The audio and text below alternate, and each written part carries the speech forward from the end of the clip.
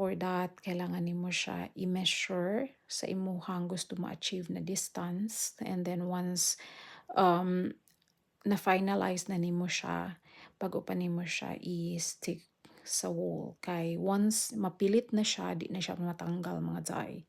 So grabe siya kapilit. So ako siyang gitry kung ma-move ba jud siya, di jud siya ma-move. Mas dig-on pa siya, mas stick pa siya sa imuhang relasyon. So after sa bedroom, after nako natawad ang bedroom, nanapod ko diri sa amuhang lounge. So ako asa siyang gi-measure, na satisfied na ko sa distance between the edges.